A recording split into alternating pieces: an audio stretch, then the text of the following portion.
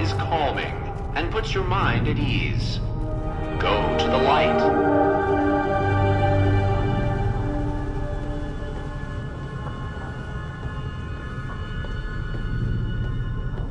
Welcome. Please sit in the chair. The show is about to begin.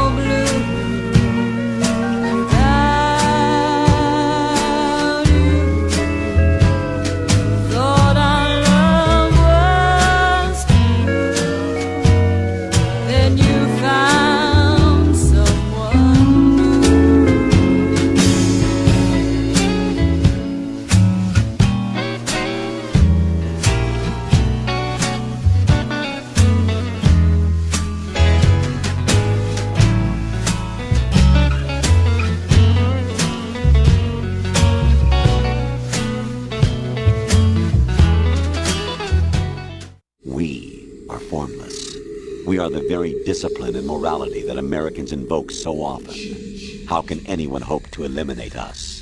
As long as this nation exists, so will we. Don't you know that our plans have your interests, not ours, in mind? The mapping of the human genome was completed early this century. As a result, the evolutionary log of the human race lay open to us. We started with genetic engineering. And in the end, we succeeded in digitizing life itself. But there are things not covered by genetic information. Human memories, ideas, culture, history. Genes don't contain any record of human history. Is it something that should not be passed on? Should that information be left at the mercy of nature? We've always kept records of our lives, through words, pictures, symbols, from tablets to books.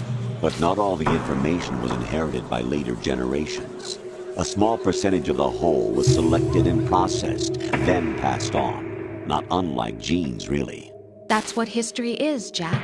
But in the current digitized world, trivial information is accumulating every second, preserved in all its triteness, never fading, always accessible. Rumors about petty issues, misinterpretations, slander.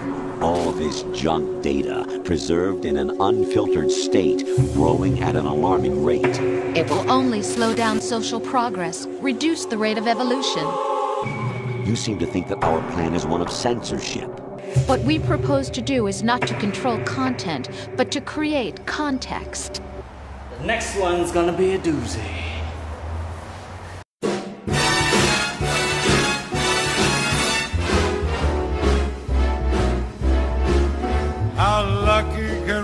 I be? I kissed her and she kissed me. Like the fella once said, ain't that a kick in the head? The room was completely black. I hugged her and she hugged back. Like the sailor said, quote, ain't that a hole in the boat?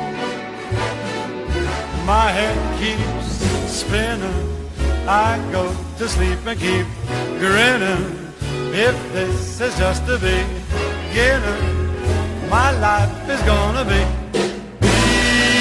beautiful. I've sunshine enough to spread. It's just like the fella said. Tell me quick, ain't love a kick in the head?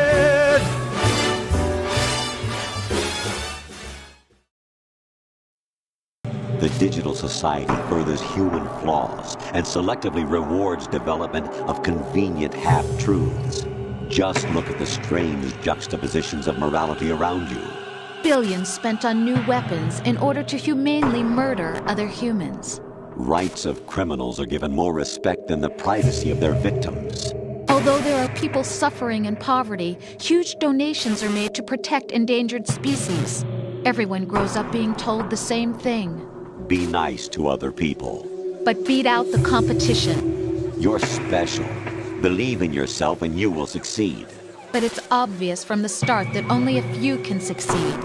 You exercise your right to freedom, and this is the result. All rhetoric to avoid conflict and protect each other from hurt.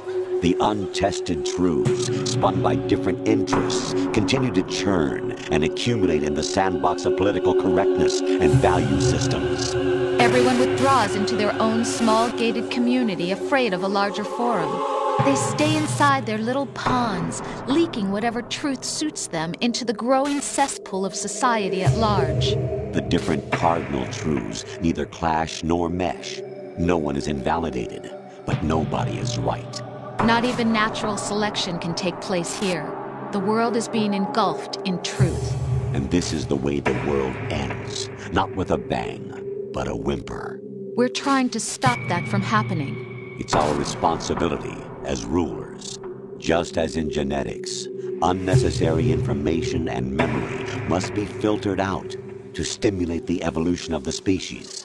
Who else could wade through the sea of garbage you people produce, retrieve valuable truths, and even interpret their meaning for later generations? That's what it means to create context.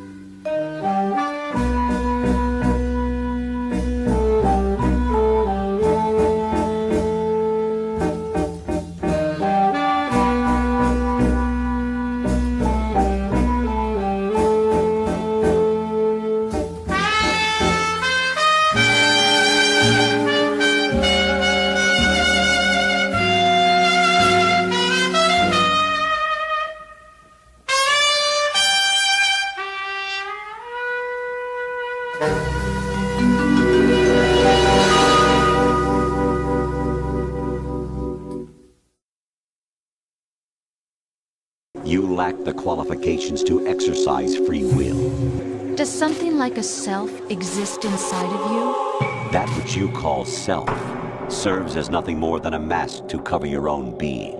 In this era of ready-made truths, self is just something used to preserve those positive emotions that you occasionally feel. Another possibility is that self is a concept you conveniently borrowed under the logic that it would endow you with some sense of strength. Every time something goes wrong, you turn around and place the blame on something else. It's not my fault. It's not your fault. In denial, you simply resort to looking for another, more convenient truth in order to make yourself feel better.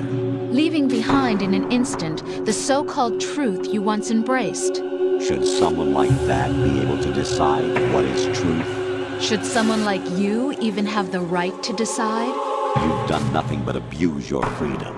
You don't deserve to be free. We're not the ones smothering the world. You are.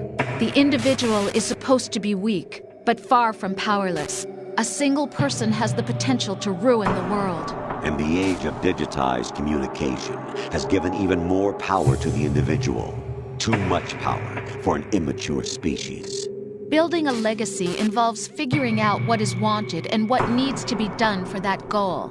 All this you used to struggle with. Now we think for you. We are your guardians, after all.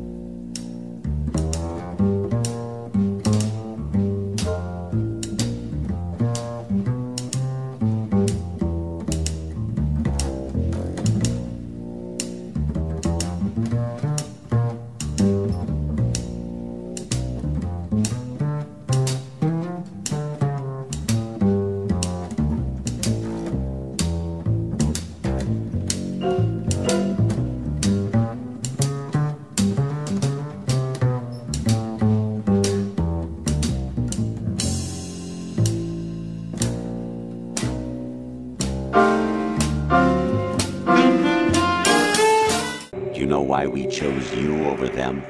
It was because you were the only one who refused to acknowledge the past. All the others remember what they were and pay for it daily. But you turn your back on everything you don't like. You do whatever you like, see only the things you like, and for yourself alone. You refused to see me for what I was. I lied to you, but I wanted to be caught. You pretended to be understanding, to be a gentleman. You never made a conscious attempt to reach out to me.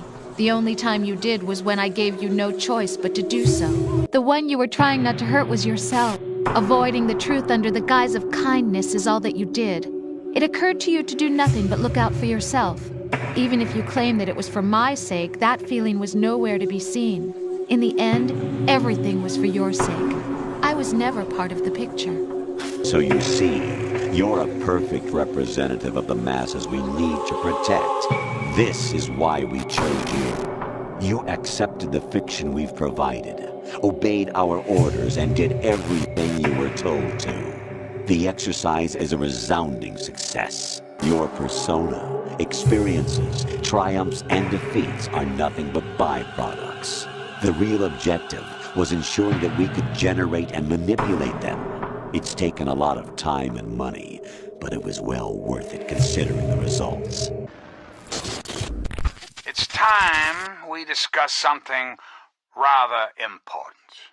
The issue at hand is, well, my presidency. The question has been raised, I know, as to just how I came to be elected to this most illustrious office, or whether or not I had been elected at all. To that I must answer, of course.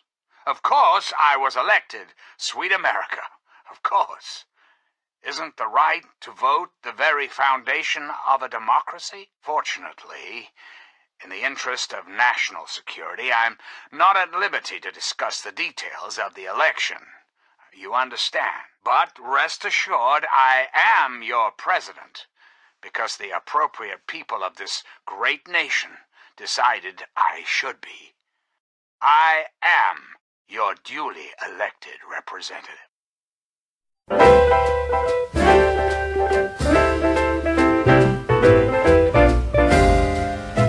When an irresistible force such as you meets an old immovable object like me, you can bet just as sure as you live, something's gotta give, something's gotta give, something's gotta give. When an irrepressible smile such as yours warms an old implacable heart such as mine, don't say no, 'cause I insist. Somewhere, somehow, someone's gonna get kissed. So on guard, who knows what the fates have in store from their vast, mysterious sky. I'll try hard, ignoring those lips I adore. But how long can anyone try? Fight, fight, fight, fight it with all of our might. Chances are some heavenly star-spangled night we'll find out as sure as we live. Something's gotta give, something's gotta give, something's gotta give.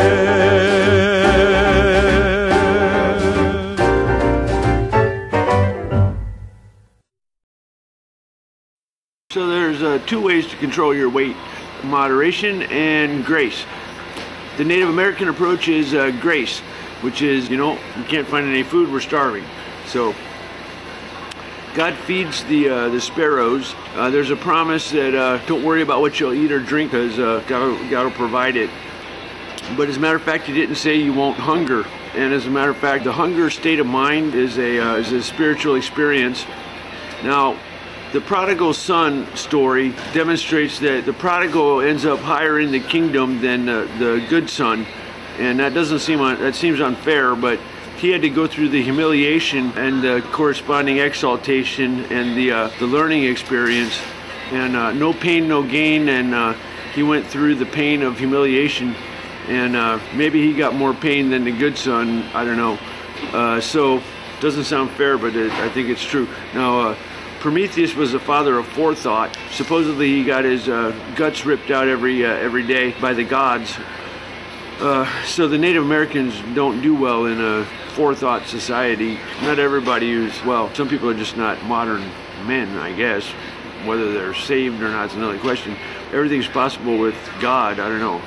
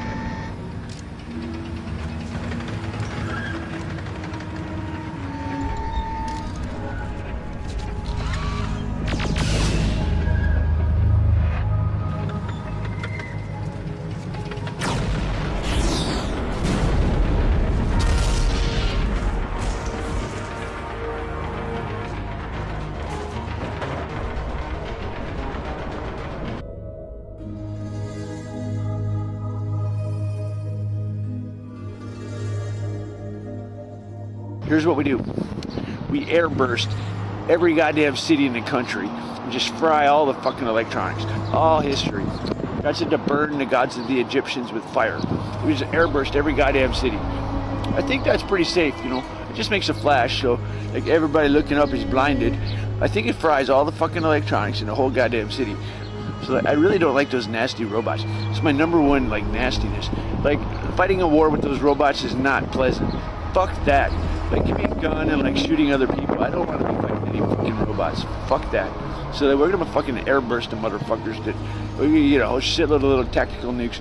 Like, we're gonna have a shitload of goddamn tactical nukes and airburst the motherfuckers. Because I really don't like that. I don't give any fucks if we don't even want to use them. Fuck that. It's gonna be goddamn guns and fucking soldiers, and everything else is gonna be fried.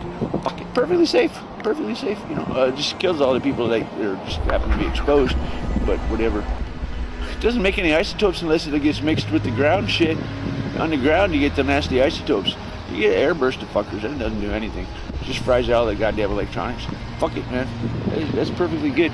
If we knock civilization back to the 1940s, that's perfectly good. Fuck it, man.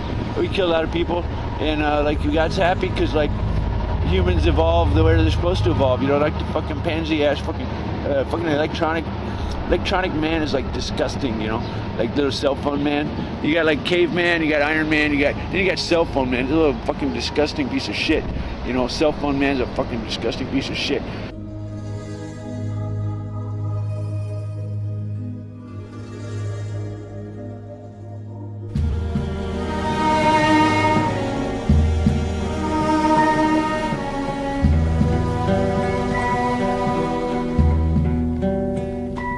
Play the guitar, play it again,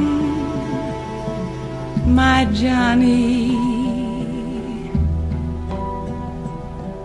Maybe you're cold, but you're so warm inside.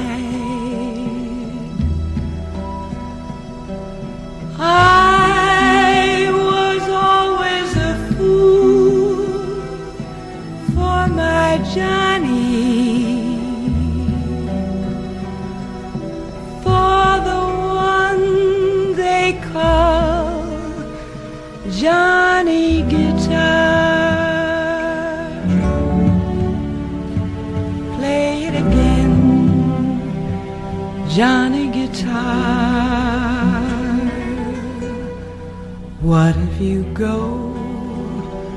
What if you stay? I love you. What if you're cruel? You can be kind, I know. There was never a man like my Johnny, like the one they call Johnny Guitar.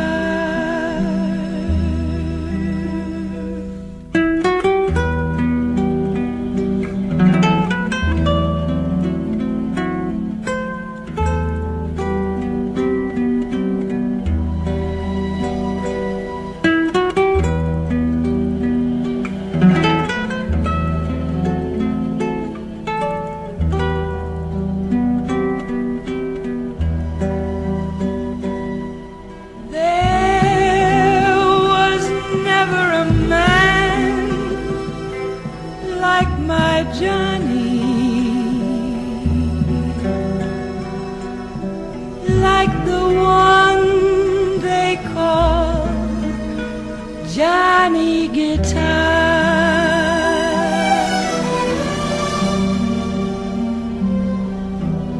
Play it again, Johnny Guitar.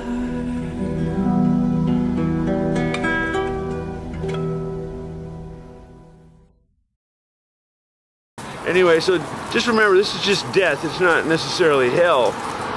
It's no more or no less than someone in the military. Like Jesus died at 33, right? You know, death can be a mercy, you know. What if I'm gonna get cancer at age 60 and suffer terribly, you know? That would be kind of like hell, you know. It's possible. So the right answer might be death for you if the alternative is something even worse, you know. Anyway, so don't worry about it, you know. Purge me with hyssop, and I shall be clean. Wash me, and I shall be whiter than snow. Make me to hear joy and gladness, that the bone which thou hast broken may rejoice. Hide thy face from my sins, and blot out all my iniquities. Create in me a clean heart, O God, and renew the right spirit within me. Cast me not away from thy presence, and take not thy Holy Spirit from me. Restore unto me the joy of thy salvation, and uphold me with thy free spirit. Then will I teach transgressors thy ways, and sinners shall be converted unto thee. Deliver me from blood guiltiness, O God, and God of my salvation, and my tongue shall sing aloud of thy righteousness. O Lord, open thou my lips, and my mouth shall shew forth thy praises. For thou desired not sacrifice, else would I give it. Thou delightest not in burnt offering. The sacrifices of God are a broken spirit and broken and contrite heart. O God, thou wilt not despise. Do good in thy pleasure unto Zion. Build the walls of Jerusalem. Then shalt thou be pleased with the sacrifices of the righteousness, with burnt offerings and whole burnt offerings. Then shall they offer bullocks upon thine altar.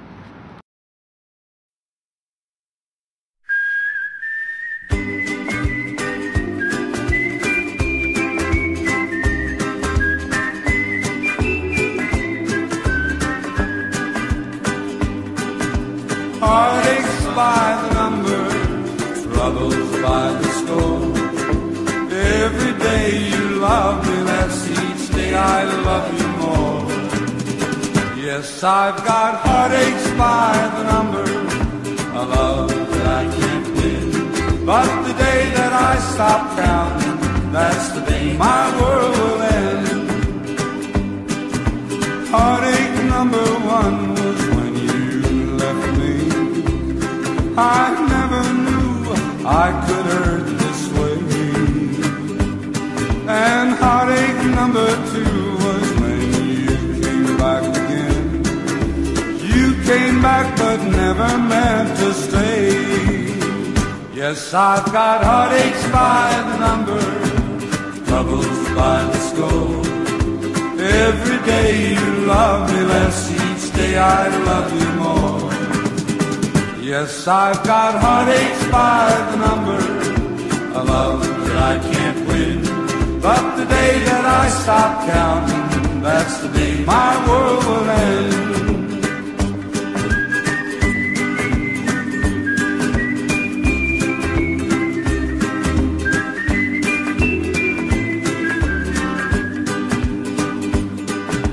Heartache number three was when you called me and said that you were coming back to stay. With hopeful heart I waited for you, knocked on the door. I waited but you must have lost your way. Yes, I've got heartaches by the number, troubles by the score. Every day you love me less, each day I love you more. Yes, I've got heartaches by the number, a love that I can't win. But the day that I stop counting, that's the day my world